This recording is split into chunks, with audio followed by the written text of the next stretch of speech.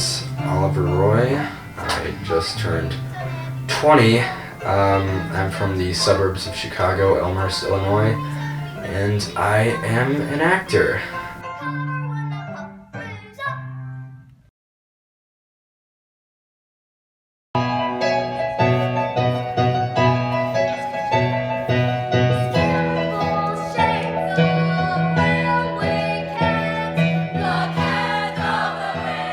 I first started out, it was elementary school, 5th grade. I was 12 years old, and one day my music class teacher was passing out flyers to the whole class, and I was encouraged to audition for this part in the local high school. They were looking for young people to play young roles in their production of Les Mis, which was their spring musical.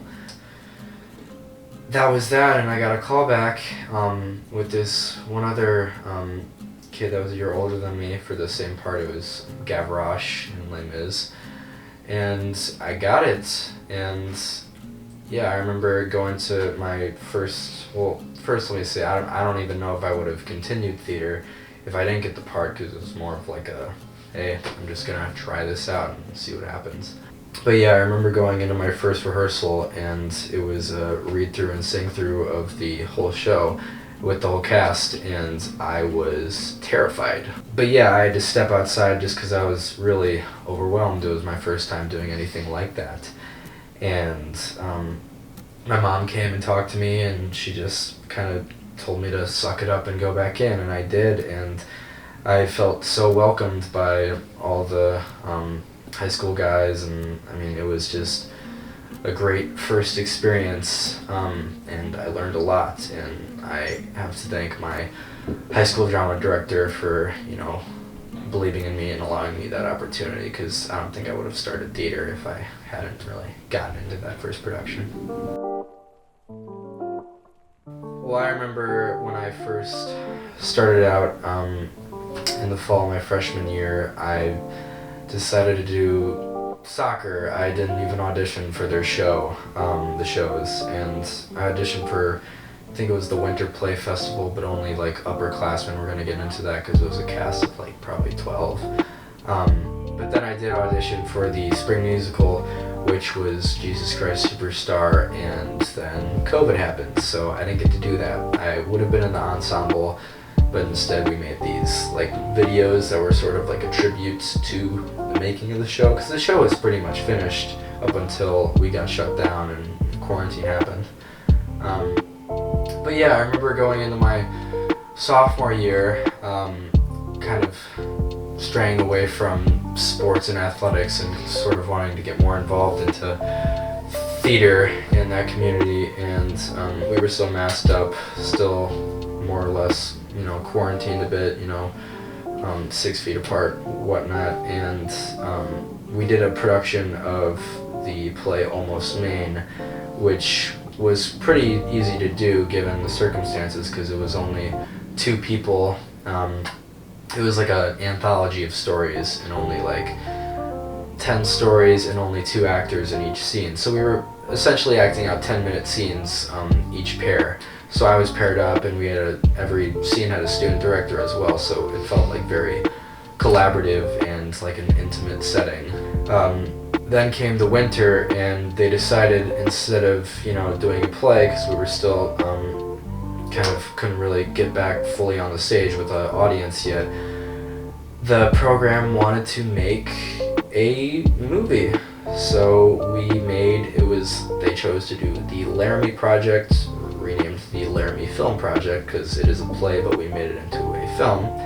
And I had a small part in that, and I think that really started my interest in the process of filmmaking and like more so film acting.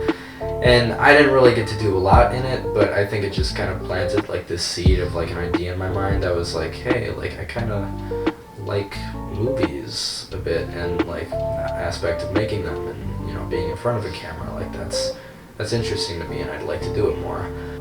Yeah, no, it was a fun experience. And then came the spring of my sophomore year, and they wanted to do a musical because we had done 2 plays. And how are we gonna make a spring musical if we're still like, you know, masked up and whatnot? Well, let's also make it another movie.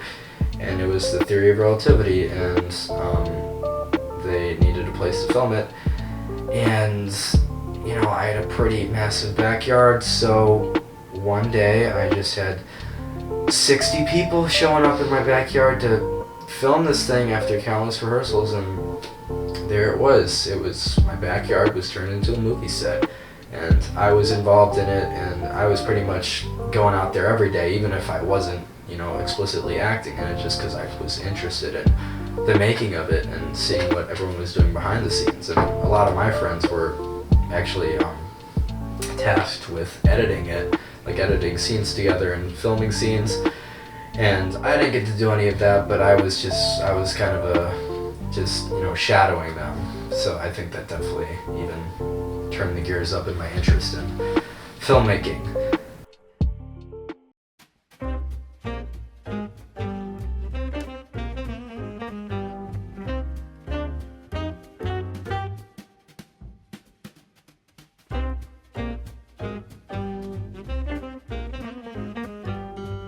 And then restrictions started to lift, and we were in the making of Godspell. This was the spring of my junior year. That was our spring musical. I got to be a player. He was like one of the Jesus' disciples, like one of the core groups, so I got to do a lot. And I started to meet a lot of the underclassmen, which was definitely probably my favorite part of that show, because I didn't really know many of them. I really only knew people in my grade or older than me.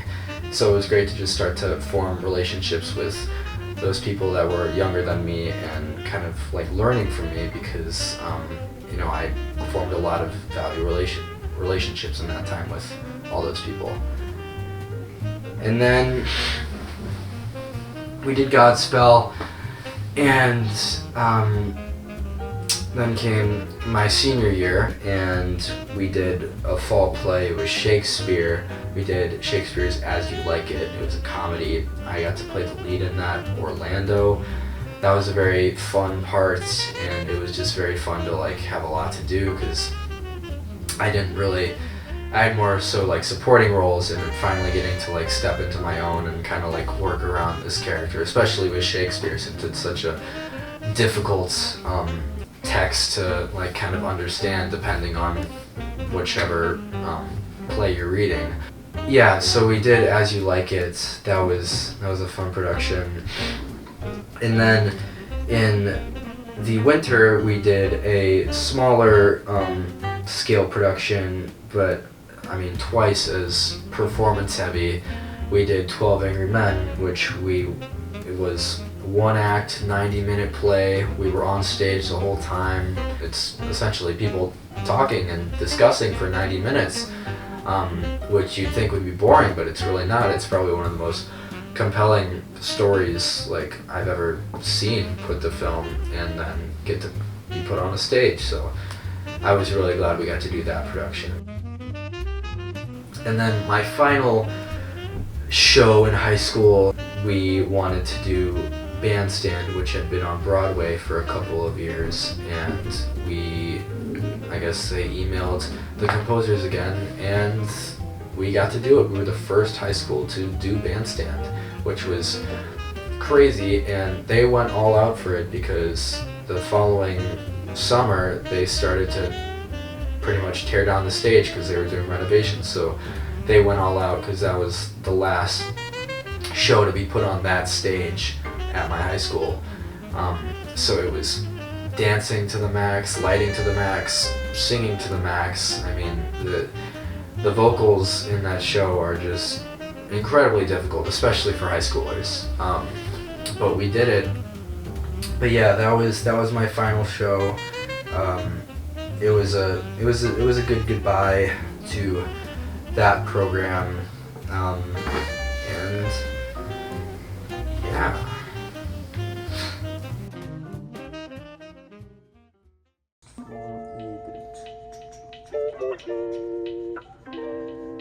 Hey, what happened? Okay, I'm cutting it. You know, it was during quarantine that me and my friends, we started to recreate these, you know, stupid recreations of movie scenes. It was just in my backyard while we had our masks on. It was stupid, but it was fun. And, you know, it went from there, and it was, I was applying to schools and just kind of looking at film programs because I think that's where I was heading. I just wanted to, you know, make things, and I felt that like an acting or musical theater program, as much as I would love to do that, would kind of keep me trapped, I guess, a bit in just a very strict kind of regimen of classes and courses that I would have to take. But I feel like I'd have more freedom if I did a film program, just because I get to make more and kind of do it my own way and get into the industry my own way. So I applied to many schools, ended up at DePaul because location was great, and you know, I wanted to be not in the middle of nowhere, so I liked the idea of being connected to a big city, especially one that I've like grown up with, and yeah, the program was great. I got to visit the, you know, just the idea of also having a studio space that they share with a lot of shows was just also incredibly appealing, and just the just access is probably the big word, just the access that the program has, and you know, a lot of opportunities and things you can do with it.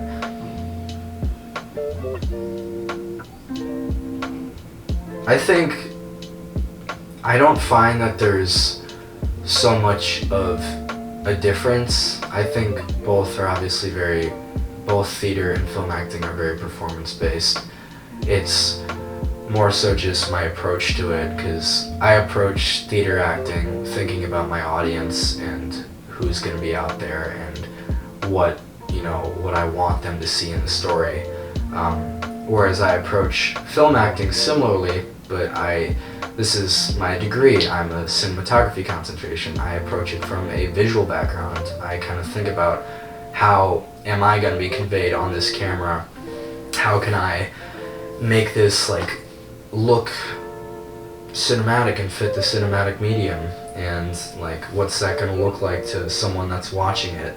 And I think there's definitely choices to be made when it comes to how are you know, reaching your audience in a theater space compared to how are you kind of like getting inside the mind of someone who's, you know, watching your short film. When you're playing a character, there's just a lot of things you can draw from, and especially from like the people you meet in your life. There's just, you know, you don't really, how good of an actor are you really if you don't know people? Because acting is playing a person, and you know, the people that you meet are all sorts of characters, and I think that's just always never forgetting the people that like touch your life, and then you can use that to, you know, play a part that will hopefully touch someone else's life.